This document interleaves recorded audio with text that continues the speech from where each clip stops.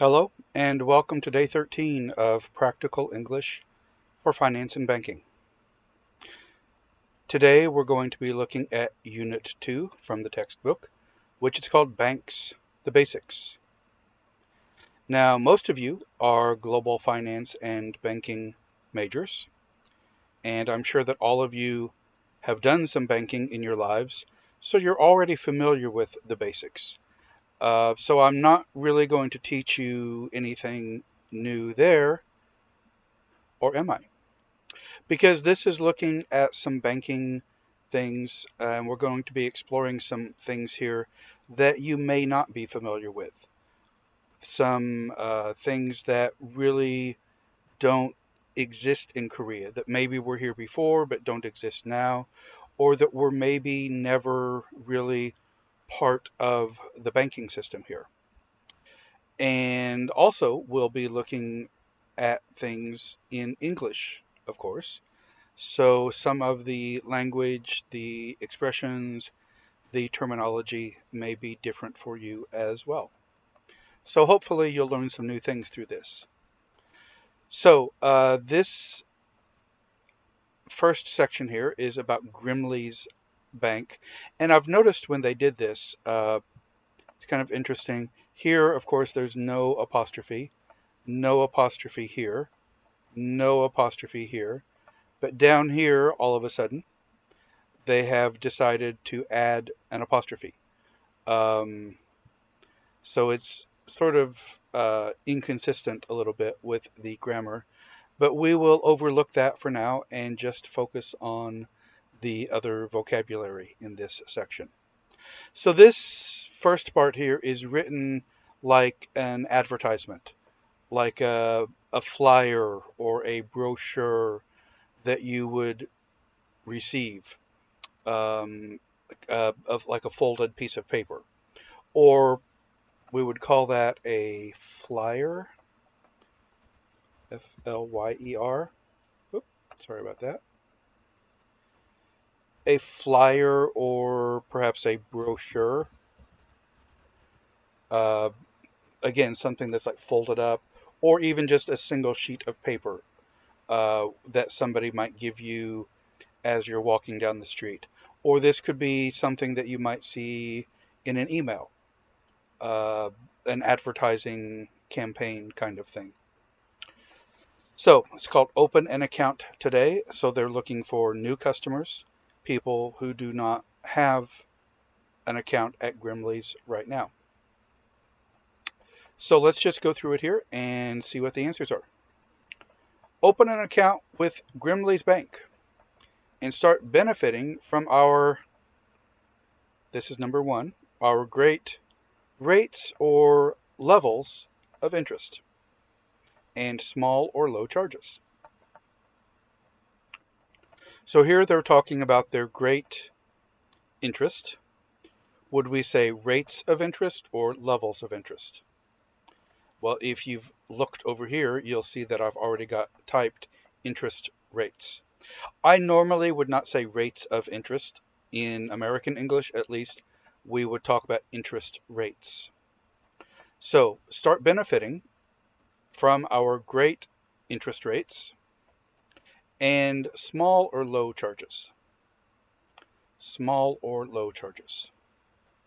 Well, okay, first let me do this. We would say our rates of interest and our low charges. Now, let's take a look at these real quick. Our great interest rates. Um, if they're great interest rates, does that mean that they are high or low interest rates? Are they high or low interest rates?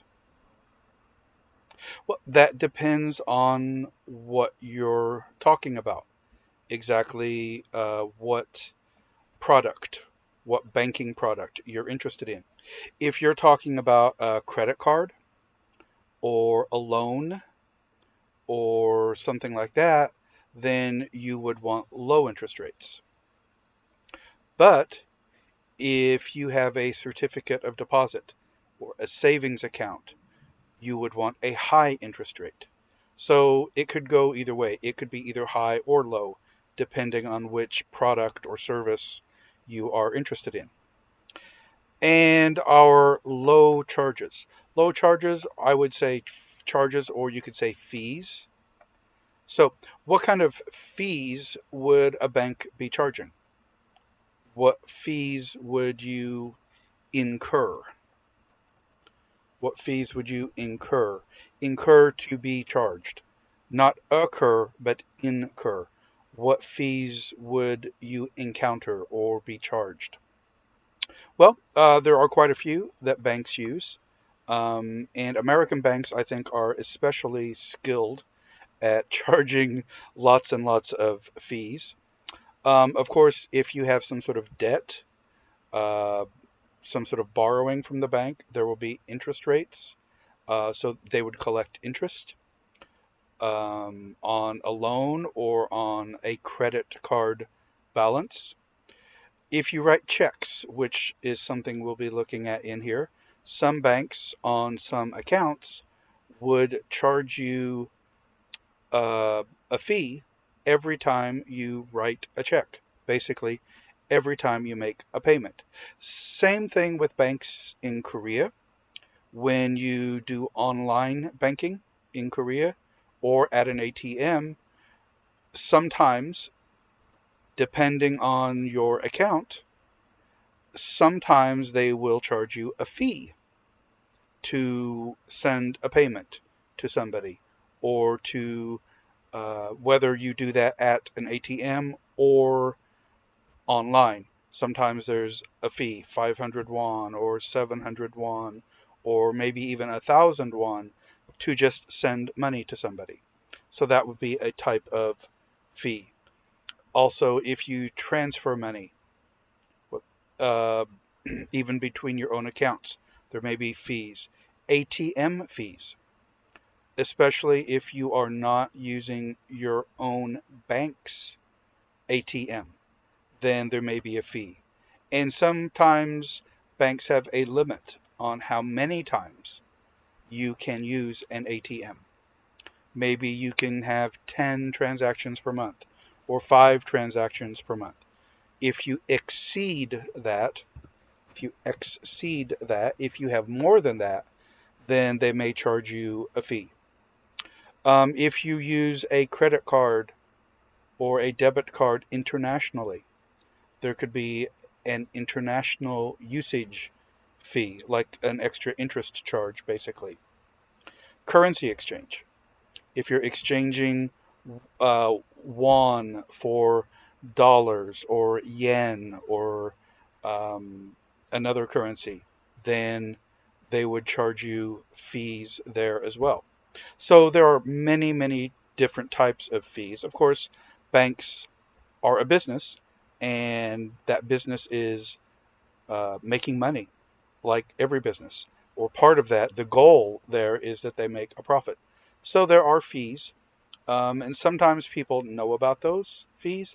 Sometimes they're not well known or well advertised, so people may not be aware of them. There may be an account maintenance fee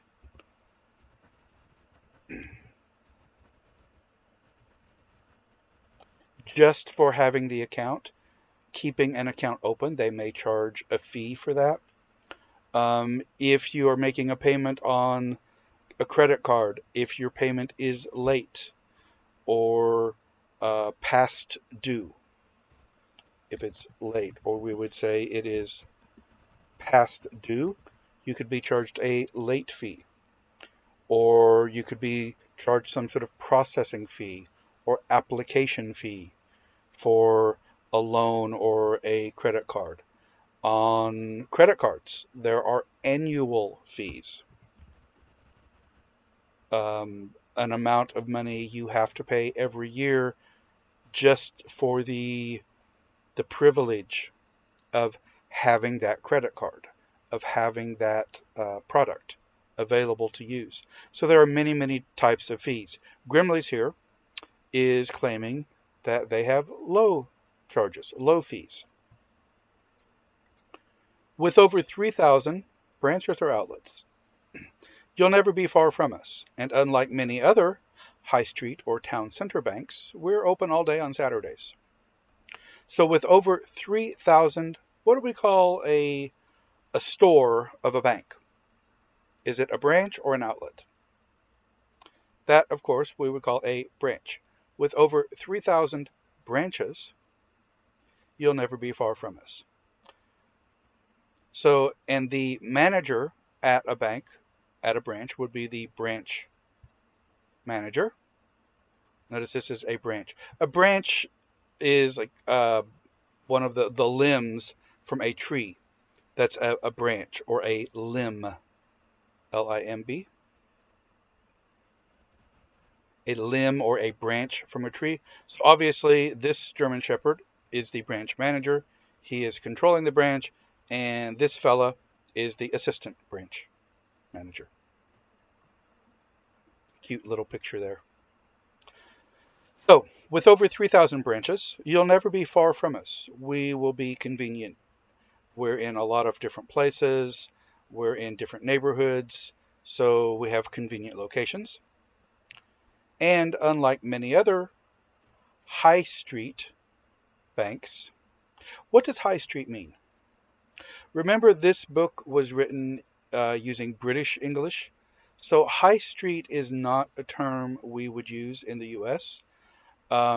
Basically, it means in British English, downtown.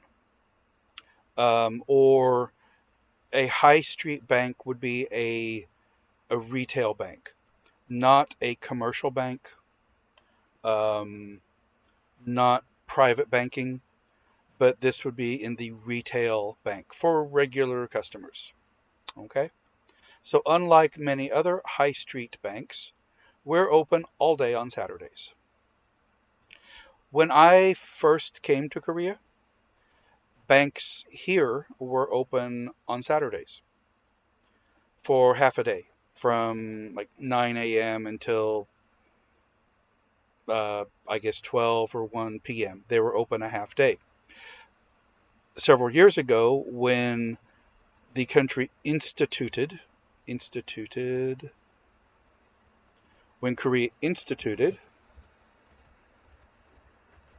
which means began, when they instituted the 40-hour work week, rather than doing alternating shifts or some sort of rotating schedule, most banks, I guess, yeah, most of them at least decided, oh, we can't work on Saturdays now because we have this 40-hour work week.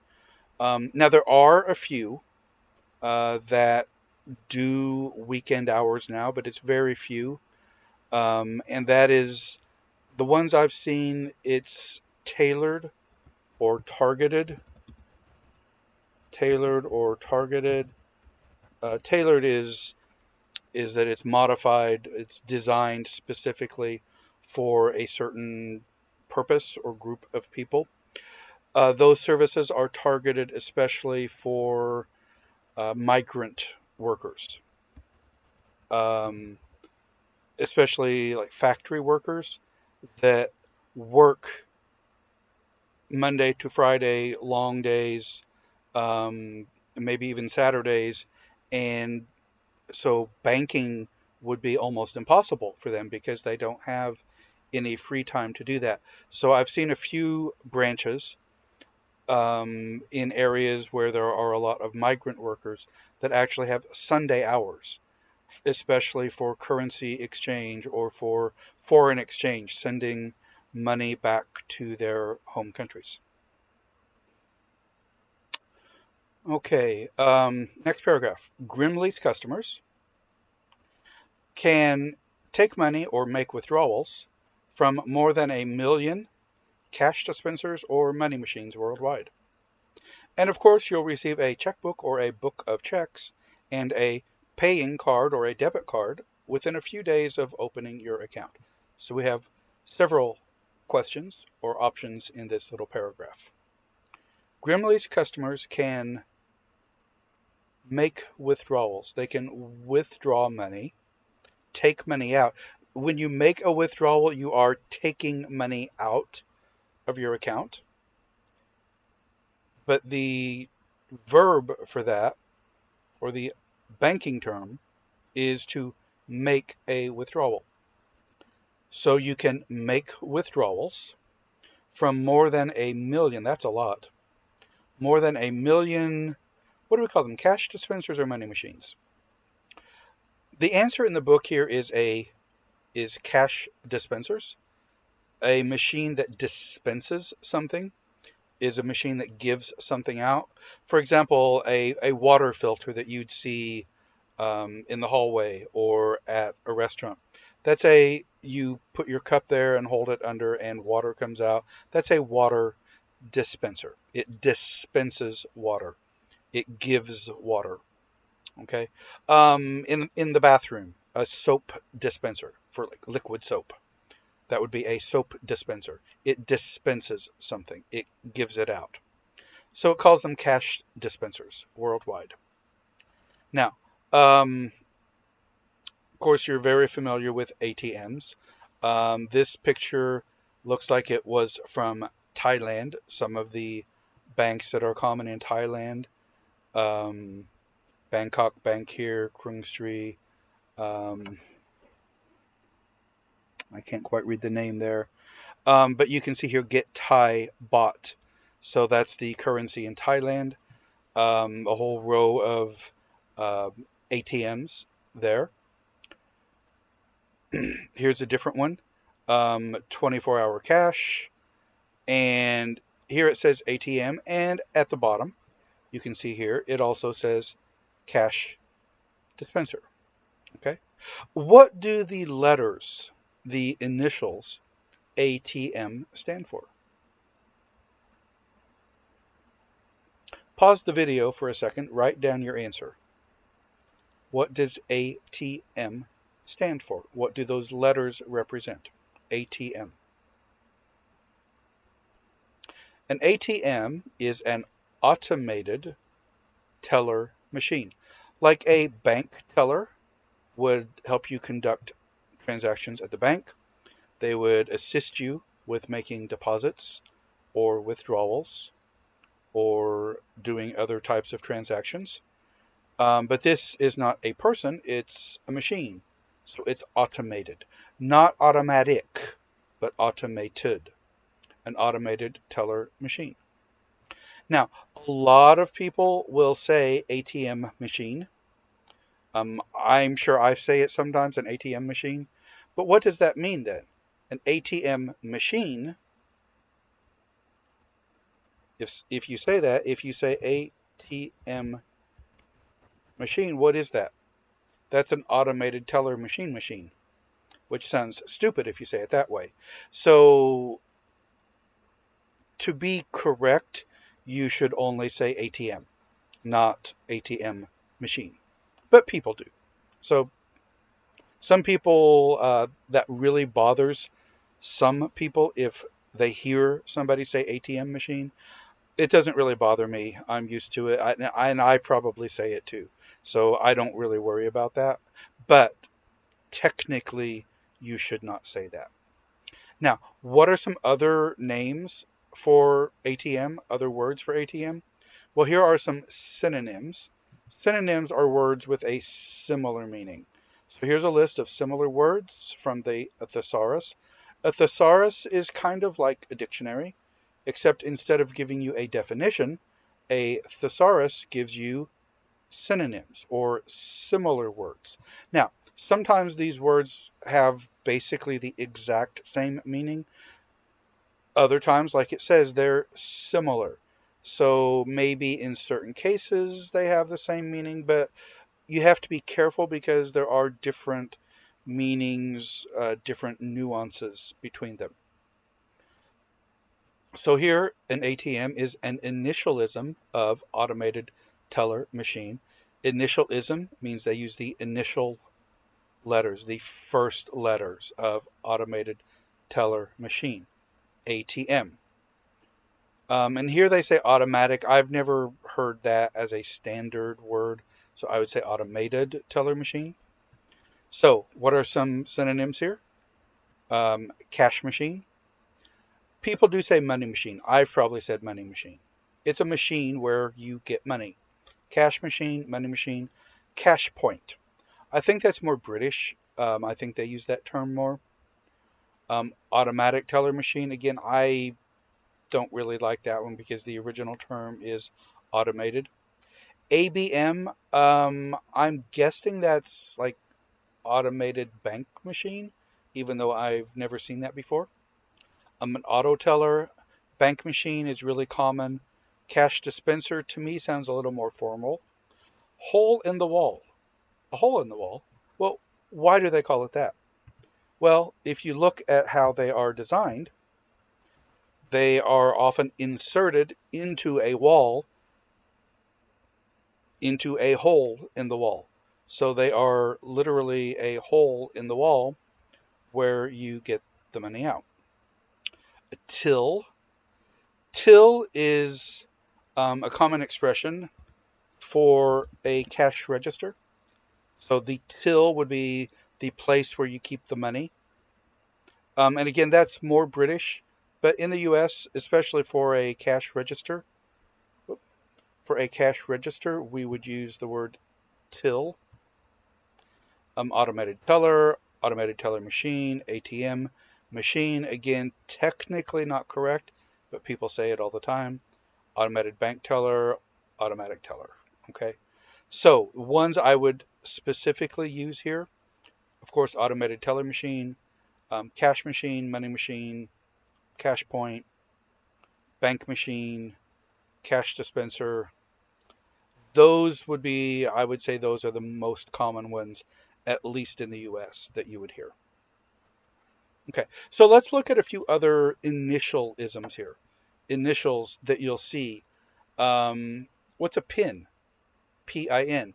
And that's one that we will see in the book here. What is a PIN? If you want to use an ATM, you have to enter your PIN. That is a personal identification number. Or another one similar to that, VIN, VIN. Last year, when I bought a new car, a new used car, I had to record the VIN. That is a vehicle identification number. That's a long number on a metal tab on the dashboard that every car in the world uses for identification. Every car in the world has a VIN. In the US, we have SSNs. SSNs. That is similar to your national ID number in Korea. It is a social security number. Social security number. As a foreigner in Korea, I have an ARC, an alien registration card. Now, these are all similar to ATM in the fact that people will often say ATM machine, which would be an automated teller machine. Or people say PIN number, personal identification number. Or a vehicle identification number. Or they'll say you'll see this SSN number, social security number. Or I hear this in Korea a lot, your ARC card, which is your alien registration card. And people say those all the time without even thinking about it or realizing it. Try to avoid doing that, but if you do it, it's a common mistake and most people won't even know it because most people probably also do it. But it's just something to be aware of if you're trying to be more correct or proper, more accurate. Don't say ATM machine or PIN number or ARC card. Okay? All right.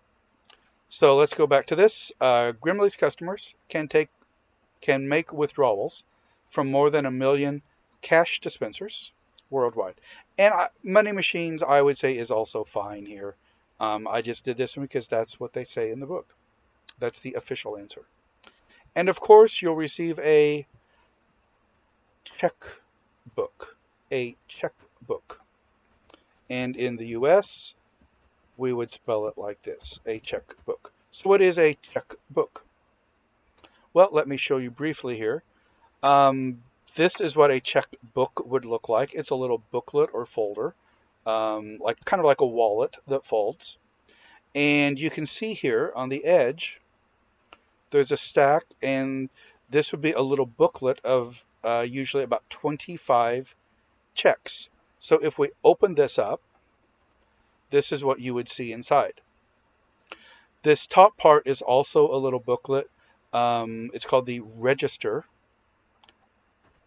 and we'll look at this later. That's the register where you would record the transactions. It is also a little booklet that opens up. And then here on the bottom part, you have, you can see on the end here a little tab where these are uh, attached. It's like a little booklet, kind of checks. Okay. So this is what a check looks like. It's a piece of paper.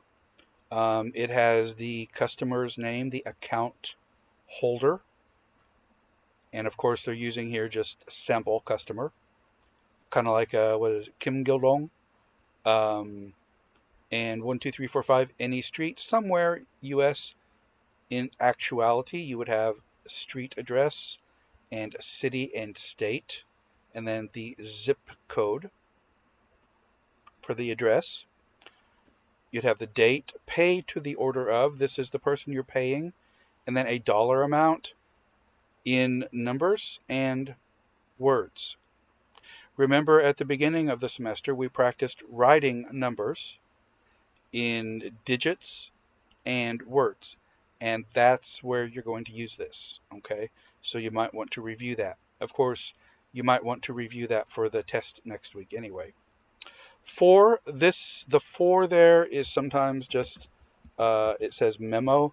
That's for the customer's use only, just to make a note if you want to write down the purpose of the check, who you were paying, what you were buying, just as a reminder for the reason for the check. And the last line here at the bottom, that would be for your signature.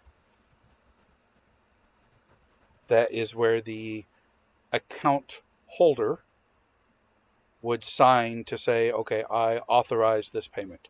This is real. You'd put your signature there. And then there are some numbers here at the bottom. Um, the bank number, your account number, and then this is the check number, which you'll see this number here matches this number up here.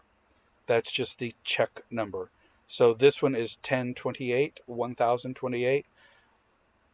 The next page would be 1029, 1030, 1031. This always changes. It's a sequence number. Okay? So that's a checkbook. We'll be looking at these in much more detail. So if you don't understand exactly what that's for or how to use it, don't panic. We will look at it in more detail later. So you will receive a checkbook and a debit card. A debit card within a few days of opening your account. So I'm sure you're all familiar with debit cards. It looks like a credit card, and usually they'll have either the MasterCard or a Visa logo on them. And of course, your name, the card number, the expiration date, and they would have a customer name on here somewhere. And usually, if it's a debit card, it will say debit somewhere, or it may say check card. A debit card and a check card are the same thing. Okay, it's just a different way of saying it. Notice it's a check card, which means that it works, it operates basically just like a check. It operates in the same way. It does the same thing. It takes money from your bank account. That's why it's a check card. It takes money from your account.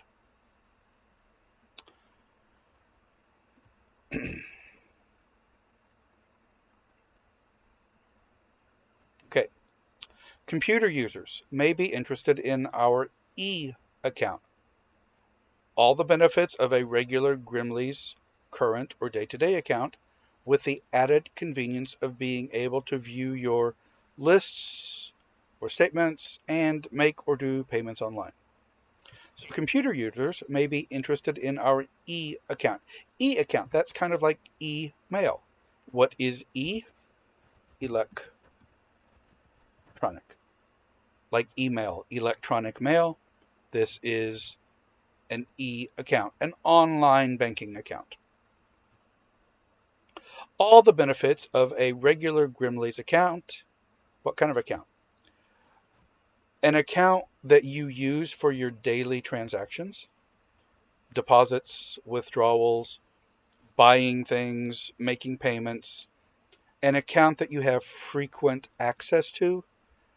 Um, it's not a long-term savings account where the money has to stay there for a period of time and usually earns interest.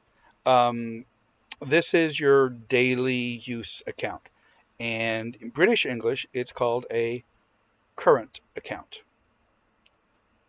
In American English, we would call it a checking account.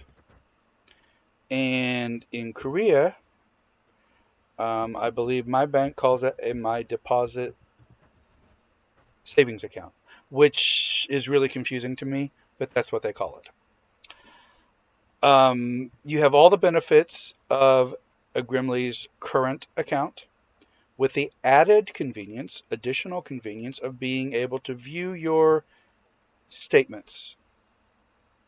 Your statements, that's a list of your transactions. So they're using the word list here, but that's not the answer. The statement will show all of your payments, all of your deposits, transfers, interest earned, late fees, everything. Okay? So your statement, and you can make payments online.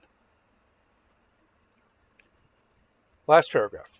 Whether you're opening your first current account, and that verifies that this is the correct answer here, whether you're opening your first current account, switching or changing from another bank.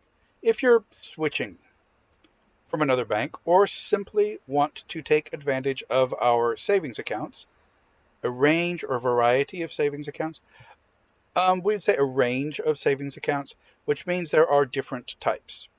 Some savings accounts have a minimum deposit amount, um, $500, $1,000, $10,000. And based on that deposit amount, you would earn a different interest rate. Or some of them, once you put the money in, you cannot access it easily. You cannot access it for 6 months or a year or 5 years. The the benefit of that is that you would earn higher interest rates. And if you withdraw that money early, there might be a penalty, a fee of some sort. So, um, whether you're opening your first current account, if you're switching banks, or you want to look at their range of savings accounts, you'll be glad you chose Grimley's, the bank that always puts the customer first. And a lot of companies use that term, that they put the customer first, means the customer is their first priority. They try to put the customer's needs above the bank's needs. They try to meet the customer's needs and preferences and what the customer is looking for. So they put the customer first. Okay, let's go ahead and do the bottom section of this page, part B. There's only 6 questions here, so these won't take too long. Match the method of payment with the definition. So these are all payment methods or methods of payment. And I'm going to start on the right side here, go down and match them with the terms on the left. We've got credit card, debit card, which we've already talked about, charge card, check, or of course in American English, that would be spelled CHECK, traveler's check, and charge account. Okay, so A piece of paper which transfers money from your account to somebody else's account. This is for making a payment, whether you're making a payment to a company, a business, or an individual. A piece of paper which helps you transfer money is a check. A check. Here's a check from my account. Like the other example I showed you, it has my name, my street address, city, state, and zip code. There's a check number here which matches this. There's a line here for the date. Paid to the order of. This is who I'm paying. In this box, you write the amount in numbers, in digits, and then the amount in words. 4, that's like the little memo line like I talked about here. Okay. And signature on this line. This is USAA Federal Savings Bank. So you'll have the bank name and logo. The bank name and logo there. They're the picture that represents them, their little image. Okay. And then down here, we've got something called a routing number. This identifies the bank, and an account number. This identifies my account at this bank. Okay, so that's a check to make payments. And again, we will talk about this in more detail.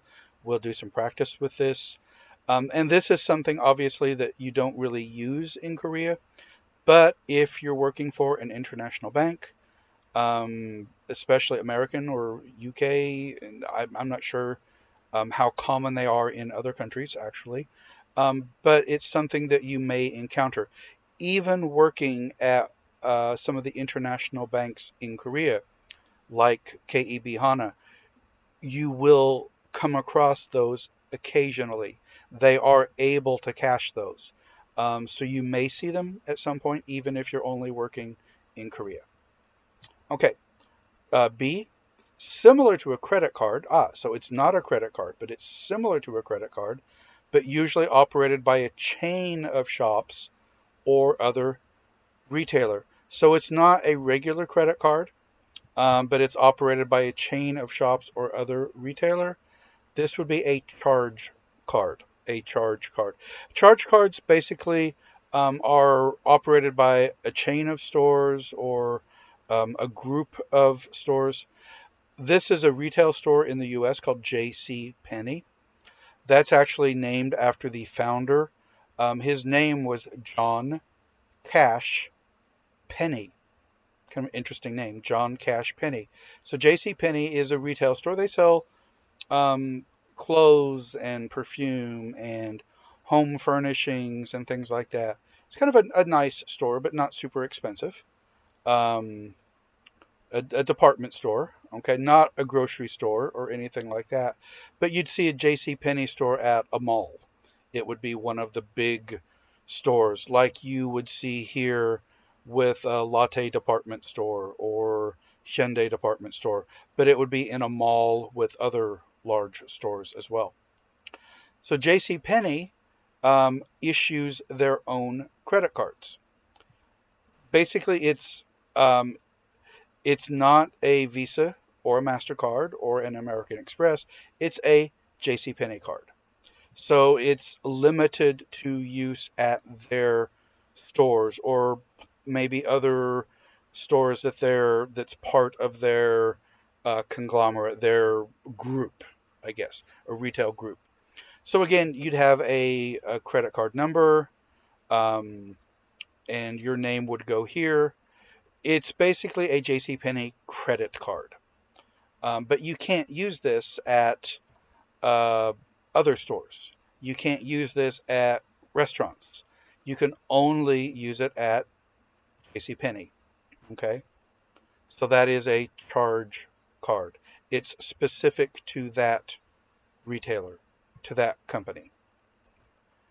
Letter C, the money is deducted from your bank account almost immediately. Instant deduction, that is a debit card. When they authorize that, when they check it, they make sure that you have the money in your bank account, and then it is withdrawn or transferred to the company almost immediately. D, these can be exchanged for foreign currency or in some cases used instead of cash. That is a, oh, I'm sorry. Um, there's a picture of a debit card. Again, a debit card basically looks like a uh, MasterCard or Visa. It will usually have that logo. Usually they will say debit here, but not always. Or like the other example we looked at, it may say check card. Okay. All right. Sorry about that. I forgot that was in there. So these can be exchanged for foreign currency or in some cases used instead of cash. That would be a traveler's check. Traveler's check. Again, these are not as common as they used to be, but you'll still see them. This is a US dollar traveler's check. This one is issued by American Express, an American Express traveler's check. Now, even in the US, on traveler's checks, you'll see this spelling, Cheque, the British spelling. That is one place in the US where we do use that spelling. For a regular check, a paper check, we use Check, but on these, on the traveler's checks, we use the British spelling. And you can see here, this one is worth USD 100, US dollars 100, and that's written here again. It's written on the side over here. Okay. And there are also traveler's checks issued by Visa. Okay. And these are five, this one is 500 Norwegian kroners. So these are issued in different currencies. US dollars, kroners. Um, I know in euros or pounds. Okay. Um, this one is uh, 500 US dollars. Again, a Visa traveler's check. And again, with that interesting spelling there. Okay. And we will look at these in more detail. We're not going to do that today, but just a little brief introduction. Basically, they're called traveler's checks because um, especially before credit cards became so popular and so common and so widely accepted, when people traveled, they didn't want to carry a large amount of cash because if you lose cash, if you get robbed, or you lose your wallet or something, um, the cash is gone. There's no way to replace it. So companies like Visa and American Express issued these traveler's checks, and each one has a serial number on it, an identifying number. If you lose it or it gets stolen, then they will replace it. So it was safer than traveling with a stack of cash if you're traveling on business or on vacation. Now, because ATMs are everywhere, and uh, many people use credit cards all the time, even when they're traveling, traveler's checks aren't as common, but they're still around. Um, I have bought these at banks in Korea. So it is definitely something that you may see if you're working at a bank in Korea. And you can also cash them in Korea. You can exchange them for money. Okay, so that's something you might come across. All right, E here. You owe the card provider money, the card provider, the company. You can pay it back in one installment all at once or over a longer period if you wish. So you can extend the payments. That would be a credit card, a credit card. And you're familiar with those. We'll talk more about that later. In Korea, normally, when you use a credit card, you're expected to pay all of it at once in 1 month, unless you make arrangements. In the US, you're expected to make a minimum payment, which is just a percentage of the amount. That's required.